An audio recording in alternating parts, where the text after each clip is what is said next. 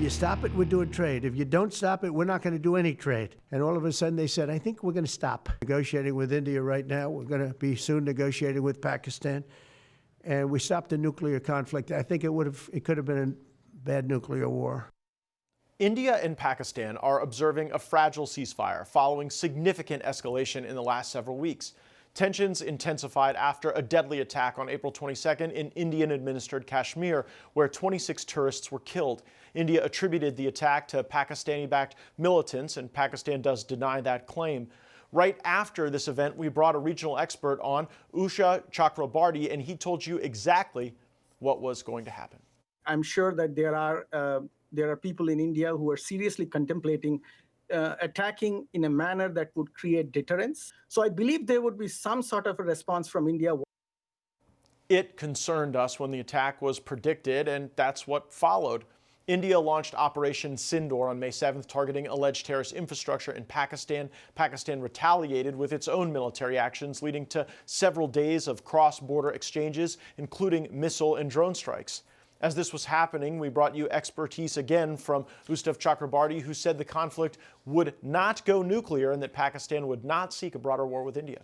I think there will be no nuclear attack, and I think most nations around the world that have nuclear weapons have figured out that that level of escalation is not acceptable to anybody. The threats from India seem to suggest they understood their leverage. Listen to what this ominous warning from high-ranking member of the Indian Air Force seemed to indicate. This time, if Pakistan dare take any action, and Pakistan knows it, what we are going to do. When it came to casualties, India was clear that they were interested in degrading Pakistani militants, not counting the body bags. Our aim was not to inflict casualties, but in case there have been, it is for them to count. Our job is to hit the target, not to count the body bags. Blunt.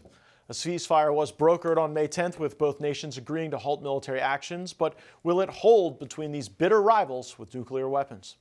Joining us now, Executive Director of Hindu Action, Utsav Chakrabarti. Utsav, you have predicted the future. You said there would be an Indian response. You said that it would not escalate and would result in a ceasefire. So I guess I'm here to ask, what happens next?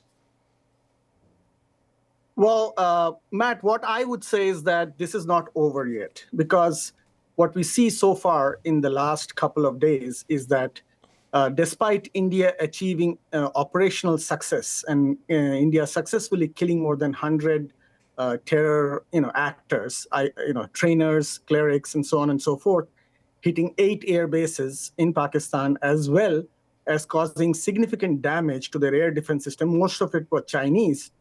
India itself lost about 2 fighter planes. That's been confirmed. I don't think the Pakistani state and the military leadership there has accepted any red lines. So what we have now is a new set of red lines where India says that any further attacks or ceasefire violations will be responded to. So I don't think it's there yet. I think there will be eventual de-escalation, but I think there will be some more, for lack of a better word, violence in which Pakistan will be targeted because it continues to break some ceasefire norms right now as I speak. Who do you believe will break the ceasefire first? So as of now, what news I'm getting is that in the Jammu and the Kashmir region of India, the ceasefire has already been broken with drones. Now the question is whether that is big enough that India would respond in kind, or whether India will launch some more ballistic missiles on their air bases. So I don't know what the response will be. But the ceasefire technically has been broken, and the fact that India discussed it also tells us that India is quite ready to respond. Otherwise, they would not have spoken about it. How far are we from India seeking some sort of regime change in Pakistan?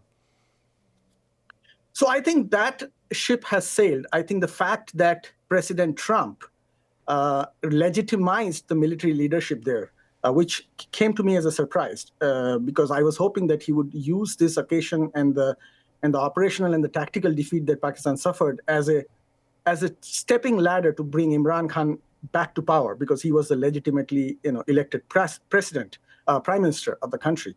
So I think that ship has sailed. I think we'll have to wait for another occasion. If there is an escalation and there is further blunders that the Pakistani military makes, then we'll have to revisit that conversation.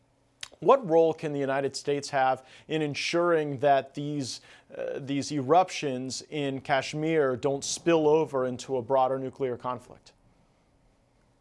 I think that the United States has to make it very clear. And I think that is something that we as a nation have to make it clear to not just Pakistan, but most rogue states that have nuclear weapons or aspire to have nuclear weapons, that nuclear weapons and terrorism cannot go together.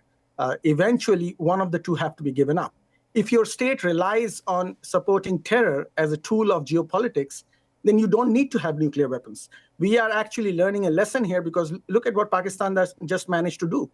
They cried the nuclear wolf, they raised the nuclear threshold very quickly, and then we had to come in and say, hey, stop, because one of these guys is going to blow himself up.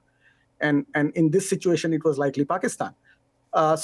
And the same situation, Iran is watching very closely, and Iran has learned a lesson here that, yeah, once you have a nuclear weapon, your threshold is very low, keep it low, and you can continue to do any terrorism you want to do as long as you have a nuclear weapon.